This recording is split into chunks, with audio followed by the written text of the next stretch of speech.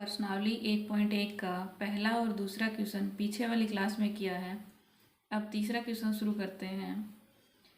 Exercise 1.1 का तीसरा question है, अभाज्य गुणनखंड विधि द्वारा निम्नलिखित पूर्णांकों के एलसीएम और एचसीएफ ज्ञात कीजिए।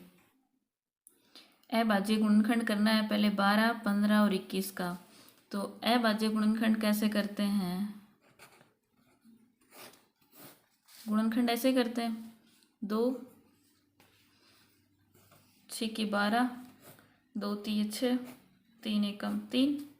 फिर 15 का करते हैं तो 3 5 15, 5 1।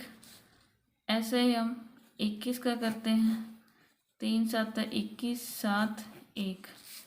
ये इनका क्या आया है? अभाज्य गुणनखंड। ये हम यहाँ नोट कर लेते हैं। इसका हल करते हैं तो यहाँ लिखेंगे 12। इसका गुणनखंड कितना आया है? 2 गुणा 2 गुणा 3। फिर लिखेंगे 15। 15 का है 3 गुणा 5। फिर है 21। 21 का है 3 गुणा 7। ये रफ में करके देख लेना, साइड में यहाँ कर लेना। इस पहले बोला है अभाज्य गुणनखंड विधि द्वारा। पहले हमने अभाज्य गुणनखंड किया, पूर्णांकों का एलसीएम और एचसीएफ ज्ञात करना है। तो हम एचसीएफ निकालेंगे। अब हम यहाँ लिखेंगे एचसीएफ संख्या है 12, 15 और 21 का। एचसीएफ कैसे निकालते हैं? इन तीनों में कॉमन नंबर कौन सा है? कॉमन उभयनिष्ठ क्या है? उभयनिष्ठ क्या है? इसमें 2 है। क्या इसमें 2 है? इसमें 2 है, नहीं है ना। फिर इसमें भी 2 नहीं है, 3।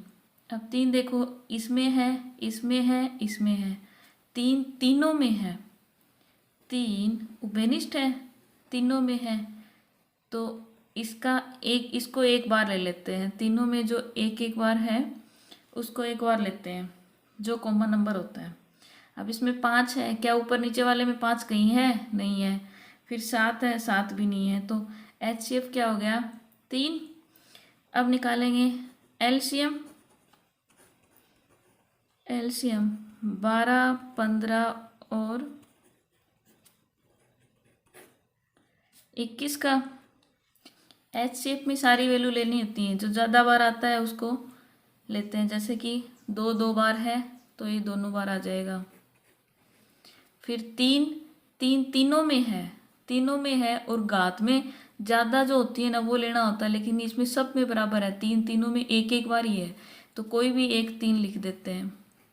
इसके बाद 5, जो बची हुई सब नंबर है ना वो सब एलसीएम में आ जाते हैं। 5 गुणा 7, इनको गुणा कर लेते हैं। 2 दूनी 4, 4 तिये 12, 12 पंजो 60, 60 को 7 से किया 420। ये आ गया एलसीएम और ये एचसीएफ। हमें निकालना क्या था? एचसीएफ और एलसीएम। हमारा उत्तर आ गया। अब तीसरे में दूसरा क्वेश्चन 17, 23 और 29। इनका भी पहले अभाज्य गुणनखंड करना है, उसके बाद एलसीएम एचसीएफ निकालना है। अभाज्य गुणनखंड करेंगे तो 17 का, ये खुद अभाज्य संख्या है, इसमें 17 का ही भाग जाएगा। 17 एकम 17। 23, क्या इसमें और किसी का भाग जाएगा? नहीं जा सकता। 29 में भी किसी और नंबर का भाग नहीं जाता। तो हम इनका अभाज्य गुणनखंड लिखेंगे। 17 का 17 ही आएगा, 23 का 23 ही जाएगा, 29 का 29 ही आएगा। इनका सेम नंबर लेने के लिए इनको 1 से गुणा कर सकते हैं। अब हम निकालेंगे इनका एचसीएफ।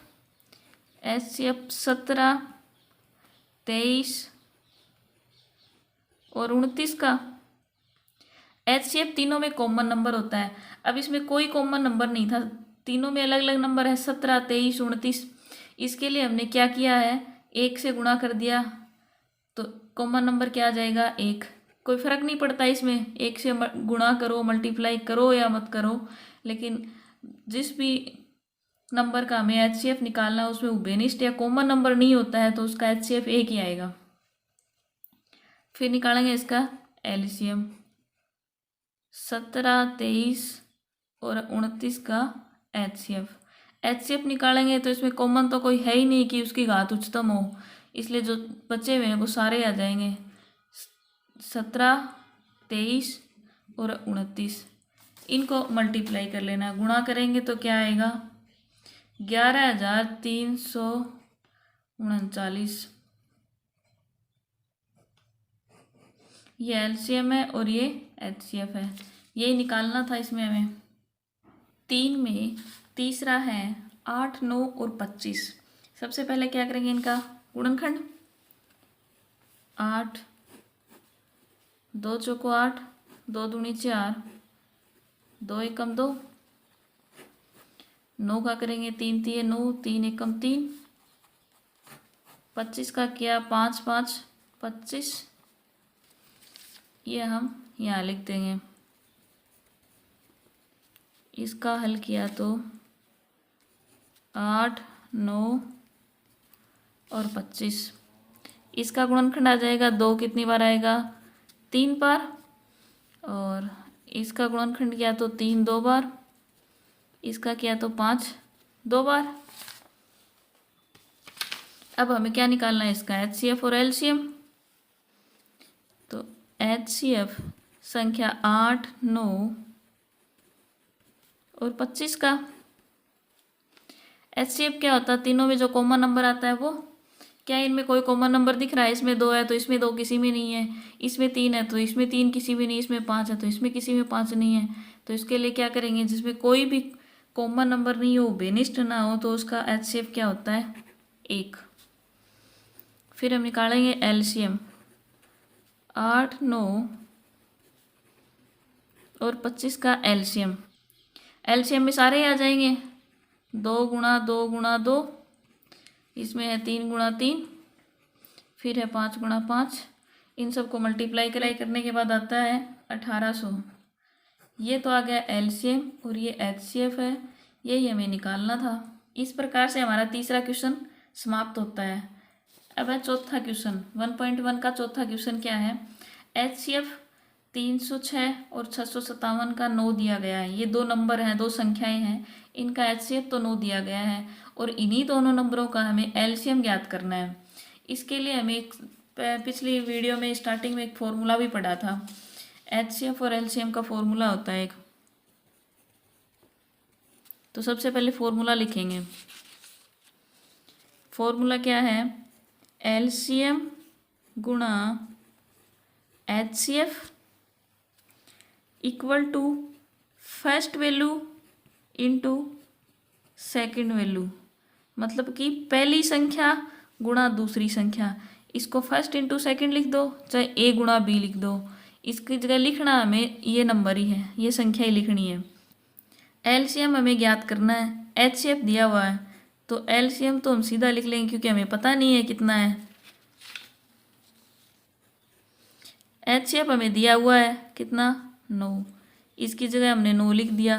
फर्स्ट वैल्यू क्या है 306 संख्या, दूसरी संख्या क्या है 657 गुणा 657।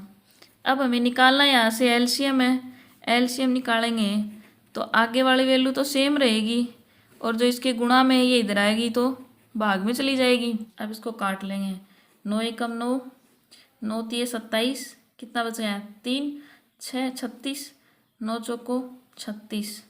अब इन दोनों को गुणा करेंगे, 34 गुणा 657, ये है एलसीएम। इन दोनों को गुणा करेंगे तो गुणा सबको आता है, गुणा कर लेना 22,338 आएगा। ये निकालना था, इसमें क्या निकालना था एलसीएम, एलसीएम निकाल दिया। अगला क्वेश्चन है 5 नंबर का। जांच कीजिए कि क्या किसी प्राकृत संख्या n के लिए संख्या 6 की पावर n अंक 0 पर समाप्त हो सकती है।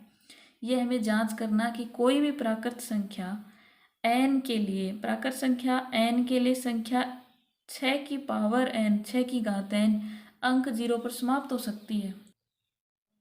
इसका हल करेंगे तो हमें एक कंडीशन का पता होना चाहिए। इसमें कंडीशन लगती है जो संख्या 0 पर समाप्त होती है ना, उसके अभाज्य गुणनखंड हमेशा 2 गुणा 5 के रूप में होते हैं, और जो 0 पर समाप्त नहीं होती है उसके गुणनखंड 2 गुणा 5 के रूप में नहीं होते हैं।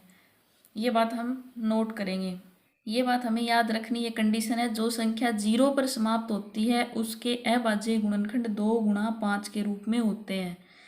अब हमें किसका गुणनखंड देखना, 6 की पावर n। तो हमारे पास संख्या क्या दी है, 6 की घात n बराबर। अब 6 को क्या करना है, गुणनखंड। 6 का गुणनखंड करेंगे तो क्या आएगा, 2 तिये 6। ये गुणनखंड सबको करना आता है, 2 और 3, 2 गुणा 3। 6 का गुणनखंड तो ये आ गया, लेकिन इसकी घात क्या है, n। या हमने क्या लिख दिया, n। अब हमें क्या देखना है, हमारी कंडीशन में क्या है, अभाज्य गुणनखंड 2 गुणा 5 के रूप में होना चाहिए अगर 0 पर समाप्त होती है। तो यहाँ हमारे पास क्या 2 गुणा 5 के रूप में समाप्त हो रहा है, यहाँ तो 2 गुणा 3 है। 2 गुणा 3 है तो मतलब 2 गुणा 5 पे अभाज्य गुणनखंड 2 गुणा 5 होता तो 0 पर समाप्त होती। अब हमारे पास 2 गुणा 5 है ही नहीं, 2 गुणा 3 है, तो संख्या 0 पर समाप्त नहीं होगी। अब हमें पता है ये कंडीशन तो इसने फॉलो की नहीं की तो ये 0 पर समाप्त ही नहीं होगी, समाप्त नहीं होगी। तो हम यहाँ लिख देंगे कि 6 की घात n किसी भी मान n के लिए 0 पर समाप्त नहीं होगी। हम ये लाइन लिख देंगे, अतः 6 की पावर n, 6 की घात n किसी भी मान n के लिए 0 पर समाप्त नहीं होगी। क्यों नहीं होगी, ये हमें कंडीशन पता है। अगर समाप्त होती तो यहाँ क्या आ जाता, 2 गुणा 5। जो भी संख्या होती है उसका गुणनफल, यहाँ गुणनखंड है ना, वो अभाज्य के रूप में 2 गुणा 5 के रूप में होता। 2 गुणा 5 के रूप में कोई भी संख्या दे दो यहाँ, उसका हम अभाज्य गुणनखंड करके देख लेंगे। यहाँ जो भी नंबर आता है वो ये 2 गुणा 5 के रूप में आएगा इसका गुणनखंड, तो वो 0 पर समाप्त होगी। और नहीं आ रहा है तो इसका मतलब 0 पर समाप्त नहीं होगी। यही क्वेश्चन था। इस प्रकार से हम 5वां क्वेश्चन पूरा कर लेंगे। अगला है 6 नंबर का क्वेश्चन। इसमें पूछा है, व्याख्या कीजिए कि 7 गुणा 11 गुणा 13 प्लस 13 और 7 गुणा 6 गुणा 5 गुणा 4 गुणा 3 गुणा 2 गुणा 1 प्लस 5 भाज्य संख्याएं क्यों हैं। इसने बोला ये संख्या दे रखी है, ये भाज्य संख्या है, लेकिन ये क्यों है।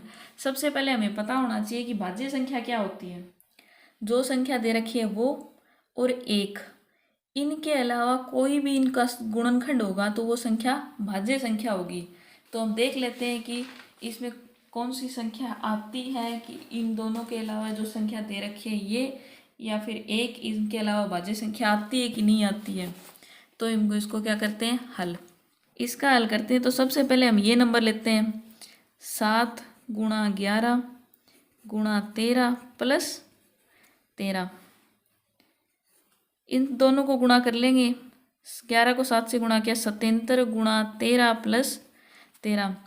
अब सोचोगे कि इसको गुणा क्यों नहीं किया, क्योंकि दोनों में देखो 13 13 आ रहा है। तो हम यहाँ क्या कर लेंगे, 13 को कॉमन ले लेंगे।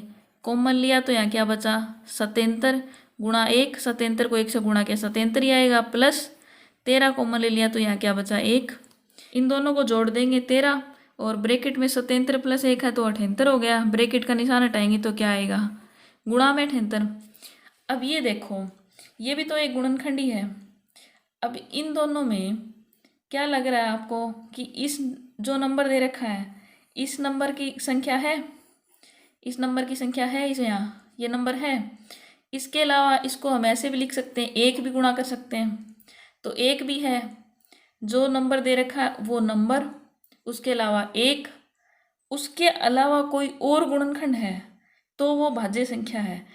तो इसमें से देखो इनके अलावा कोई और है क्या, इसमें 78 है ना, ये अलग से ही है। तो ये इनके अलावा अलग से गुणनखंड है तो इसका मतलब ये क्या है, एक भाज्य संख्या है। तो हम यहाँ लिख देंगे ये भाज्य संख्या, क्योंकि इसके एक के अलावा अन्य गुणनखंड भी हैं। ये हमने यहाँ लिख दिया, यह भाज्य संख्या है क्योंकि इसके एक के अलावा अन्य गुणनखंड भी है।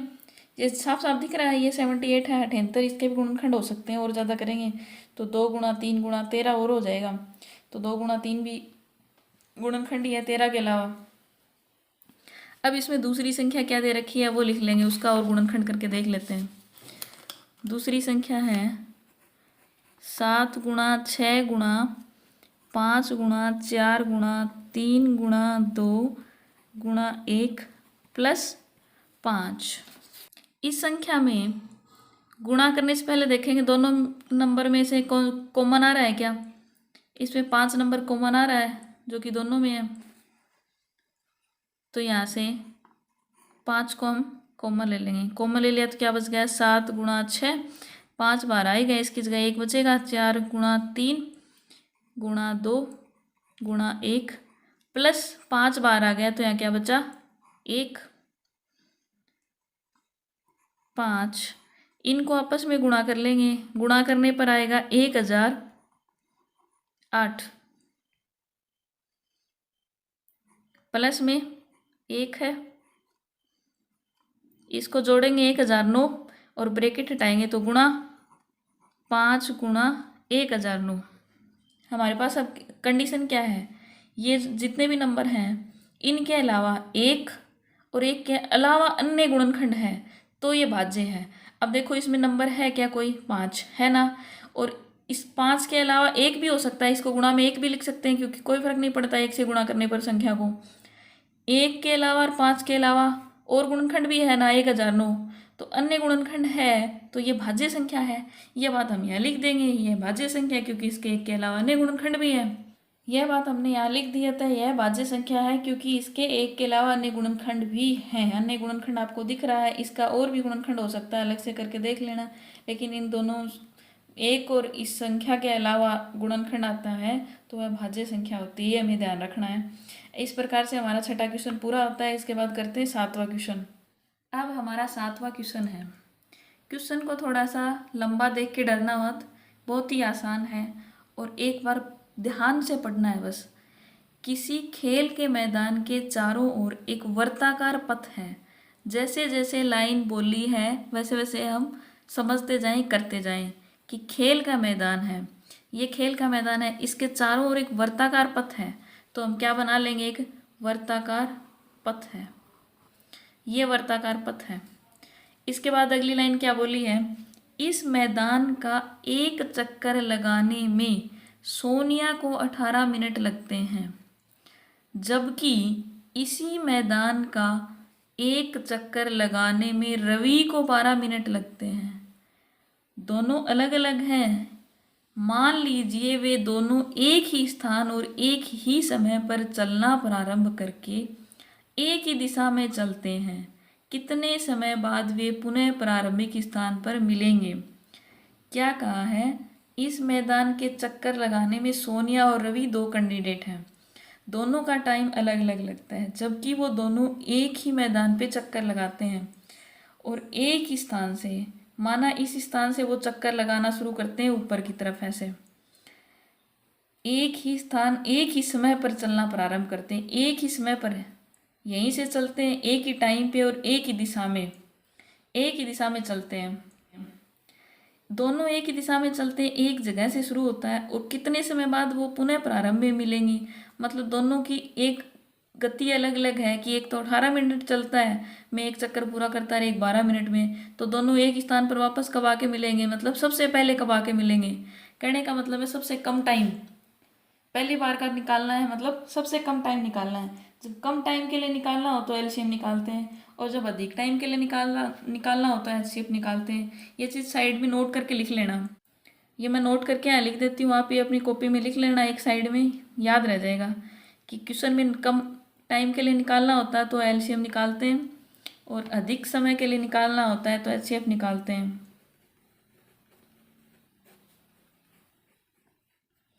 अधिक के लिए एचसीएफ निकालते हैं, अपने नोट्स में अलग से लिख लेना ताकि ध्यान रह जाए।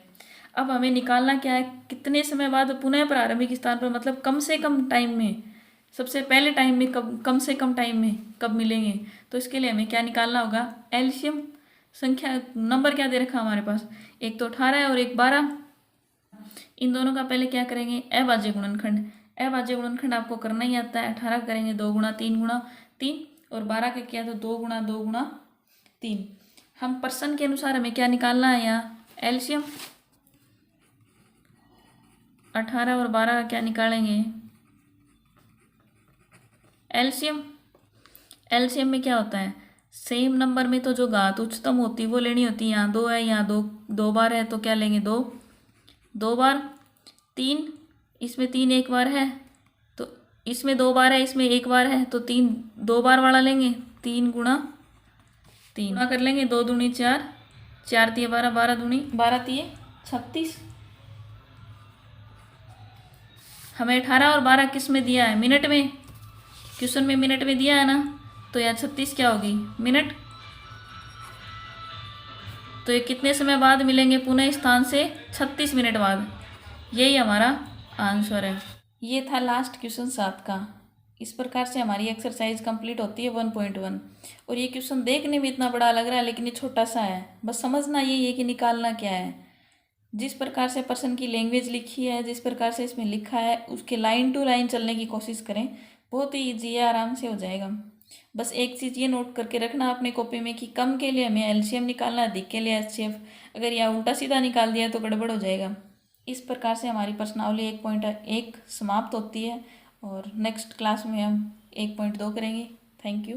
तब तक के लिए आप स्वस्थ रहें, खुश रहें, पढ़ते रहें।